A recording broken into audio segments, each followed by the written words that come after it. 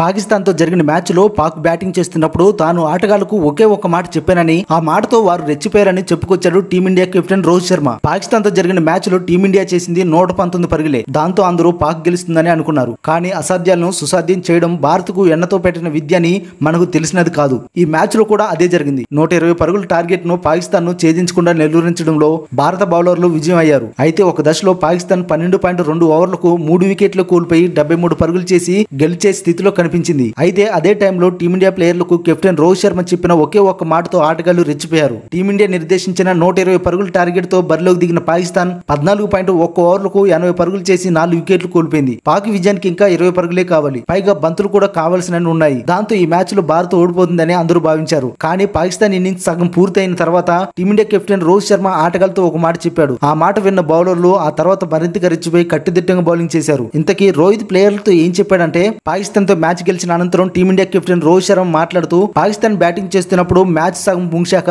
మేము ఆందోళనలో ఉన్నాం. అయితే ఈ సమయంలో నేను ఆటగాళ్లకు ఒకే ఒక్క మాట చెప్పాను, మనం ఆల్అౌట్ అయ్యాం, వారు మాత్రం ఎందుకు కారు, వాళ్ళు కూడా ఆల్అౌట్ అవుతారు, గట్టిగా ప్రయత్నించేద్దామని చెప్పానని హిట్ మ్యాన్ తెలిపాడు. అయితే నిజానికి టీమిండియా బౌలర్లు ఆల్అౌట్ చేయలేదు, కానీ కట్టుదిట్టమైన బంతులు చేసి పరుగుల వేగాన్ని పూర్తిగా తగ్గించేశారు. దాంతో పాక్ ప్లేయర్లపై ఒత్తిడి పెరిగింది. మ్యాచ్ భారత వైపు తిరిగింది. ఇక మ్యాచ్ విషయానికి వస్తే తొలుత బ్యాటింగ్ చేసిన టీమిండియా 19 ఓవర్లకు 119 పరుగులు చేసి ఆల్అౌట్ అయింది. ఆ తర్వాత బ్యాటింగ్ చేసిన పాకిస్తాన్ పూర్తి ఓవర్లాడి 7 వికెట్లకు 113 పరుగులే చేసింది. మరి ఒక్క మాటతో ప్లేయర్లలో జోష్ నింపి జట్టు విజయానికి కారణమైన రోహిత్ శర్మపై మీ యొక్క అభిప్రాయాల్ని కామెంట్ రూపంలో తెలియజేయండి.